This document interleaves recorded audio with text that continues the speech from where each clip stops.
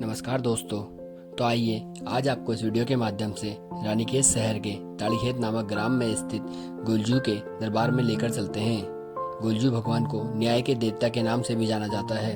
तो चलिए दोस्तों, तब तक आप एक छोटे से टाइम लैप्स में पहाड़ की वादियों को एंजॉय करिए। हम मंदिर चलते हैं।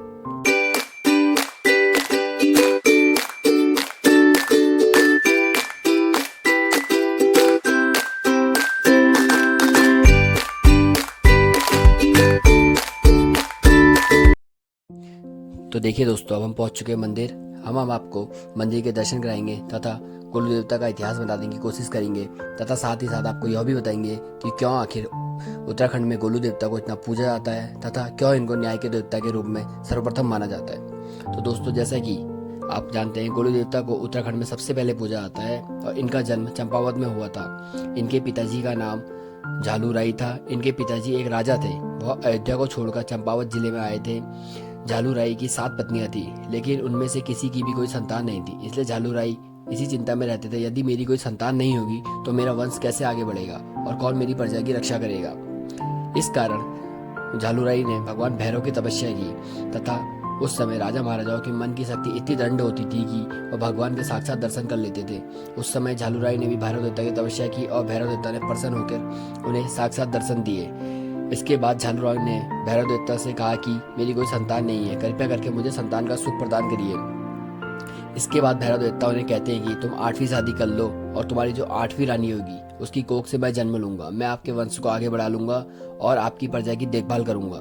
इसके बाद झालू राय बहुत ही खुश हुए और धीरे धीरे समय बीतता गया। वो सोचने लगे कि मुझे वो 8वीं रानी कहाँ मिलेगी जिससे मैं शादी कर लूंगा। तो सॉरी दोस्तों, बीच में रुकने के लिए। तो यह हमारे गोलू भगवान का मुख्य मंदिर है। जय हो गोलू। तो चलिए दोस्तों, अब हम इनकी कहानी को आगे बढ़ाते हैं। तो क्या होता है दोस्तों, एक बार जब झालू राय जंगल में शिकार खेलने के लिए जाते हैं तो वो रास्ता भटक जाते हैं और उन्हें प्यास लगती है। इसके बाद वो पानी की तलाश में इधर उधर घूमने लगते हैं तथा तब उनके सामने तालाब दिखाई देता है। इसके बाद वो तालाब में पानी पीने के लिए जाते हैं। जब वो पानी पीने लगते हैं तब एक सुंदर सी कन्या की आवाज़ आती है, कृपया इस तालाब के जल को मत पीजिए क्योंकि यह तालाब मेरा है और मैं यहाँ का जितना भी क्षेत्र है वो सब मेरा है। इसके बाद झालू राय उन्हें बताते हैं कि तुम नहीं जानती कि मैं कौन हूँ। वो कहती है कि मैं नहीं जानती आप कौन हो।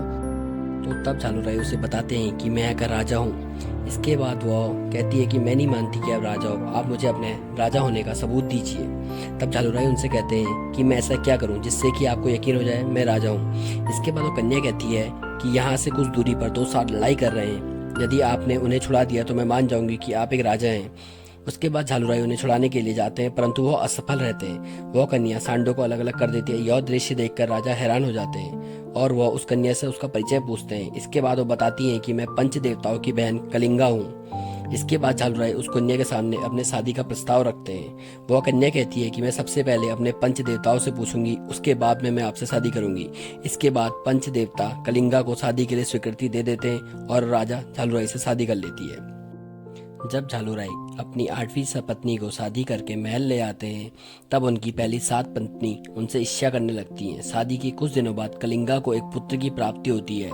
जब यह बात पूरे राजमहल में फैलती है तब वह 7 रानियां उस बच्चे की जगह सिलबट्टे को कपड़े में लपेटकर रानी कलिंगा के पास रख देती हैं। उस समय राजा झालू राय युद्ध के लिए बाहर गए हुए होते हैं।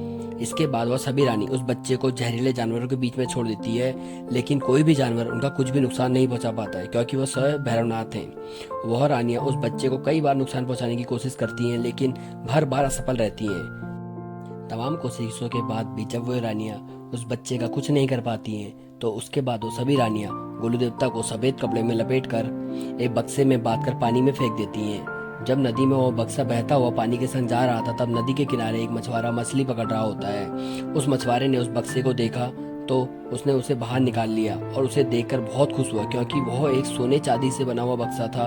इसके बाद उसने खुशी से उस बक्से को खोला तो उसमें गोलू देवता सो रहे थे और उनके शरीर पर एक दिव्य प्रकाश निकल रहा था। इसके बाद में मछुआरा गोलू देवता को अपने घर ले आता है और उसे बहुत प्यार करने लगता है। धीरे धीरे समय बीतने लगता है और गोलू देवता बड़े होने लगते हैं। गोलू देवता बचपन से ही बहुत गोल मटोल थे, इसीलिए उनकी माँ उन्हें प्यार से गोलू कहती थी, जिसके नाम से आज भी वह गोलू देवता के नाम से विख्यात है।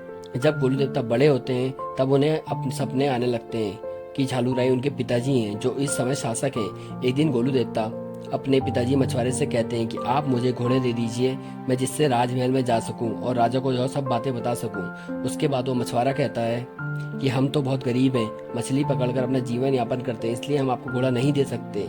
गोलू देवता के पास एक लकड़ी का घोड़ा होता है। वह उस घोड़े पर अपनी दिव्य शक्तियों का प्रयोग करते हैं, जिससे वह घोड़ा साक्षात घोड़ा बन जाता है। इसके बाद गोलू देवता उस घोड़े पर बैठकर राजमहल की ओर निकलते हैं। जब गोलू देवता राजमहल की ओर जा रहे होते हैं, तब वे देखते हैं कि सातों रानियां एक तालाब के किनारे बैठी हुई हैं। जिन्हें देखकर गोलू देवता के मन में विचार आता है कि इन सातों रानियों को सबक सिखाना चाहिए, ताकि यह राजमहल में किसी के साथ अन्याय ना करें। और इसके बाद गोलू देवता उस असली घोड़े को फिर से लकड़ी का घोड़ा बना देते हैं। इसके बाद गोलू देवता उस लकड़ी के घोड़े को तालाब के किनारे पानी पिलाने लगते हैं। उसे पानी पिलाता देख बहुत सभी रानियां कहती हैं, इस लकड़ी के घोड़े को पानी क्यों पिला रहे हो, तथा उन पर हंसती हैं। इसके बाद गोलू देवता उन्हें जवाब देते हैं कि जब एक रानी सिलबट्टे को जन्म दे सकती है, तो क्या मेरा लकड़ी का घोड़ा पानी नहीं पी सकता। इसके बाद वो रानी अपने आप में बहुत ही अपमान महसूस करती हैं और उनकी शिकायतें राजा झालूराई से कर देती हैं। इसके बाद राजा के सैनिक उन्हें पकड़कर राजमहल में ले आते हैं और राजा रानियों का अपमान करने का कारण पूछते हैं। इसके बाद गोलू देवता झालूराई को सारी घटना का विवरण देते हैं, उन्हें बताते हैं कि किस प्रकार इन सातों रानियों ने मुझे नदी में फेंका था। गोलू देवता की बात सुनकर राजा बहुत ही क्रोधित होते हैं तथा उन सातों रानियों को जेल के अंदर डाल देते हैं। इसके बाद रानी कलिंगा व उनके पुत्र गोलू देवता की वजह से राजा उन्हें छोड़ देते हैं। तभी से गोलू देवता को न्याय का देवता कहा जाता है। उन्होंने कभी भी अपने दरबार में किसी के संग अन्याय नहीं किया था तथा हर किसी के संग न्याय ही किया था। तो दोस्तों, यह थी गोलू देवता की कहानी। अभी आपने वीडियो में देखे होंगे कुछ दृश्य, कैसे गोलू देवता को चढ़ने वाला प्रसाद तैयार किया जाता है तथा किस तरीके से यहाँ किस विधि विधान के संग पूजा की जाती है। तो देखिए दोस्तों, अभी आप देख ही रहे वीडियो में किस प्रकार यहाँ पूजा चल रही है। तथा थोड़ी देर पहले आपने देखा था गोलू देवता के लिए इस जो मुख्यतः प्रसाद बनता है, आटे के पुए तथा बड़े तथा सही नामक प्रसाद तैयार किया जाता है, जो कि सिर्फ गोलू देवता को चढ़ता है। तो देखिए दोस्तों, यह पूजा चल रही है अभी यहाँ पे। तो दोस्तों, यह थी मेरी एक छोटी सी कोशिश आपको इस वीडियो के माध्यम से रानीखेत में स्थित गोलजू भगवान के दर्शन कराने की। तो दोस्तों, अगर आप कभी भी रानीखेत घूमने आते हैं तथा यहाँ रुकने का प्लान करते हैं, तो मैं आपसे कहूँगा कि यहाँ के दर्शन जरूर करिए। इनके दर्शन मात्र से ही मोक्ष की प्राप्ति होती है। तथा आप दोस्तों देख सकते हैं वीडियो में किस तरीके से गोलू देवता की पूजा की तैयारी चल रही है। ये हमारे परिवार की पूजा थी, जिसका एक छोटी सी झलक आपके सामने प्रस्तुत कर रहा हूँ।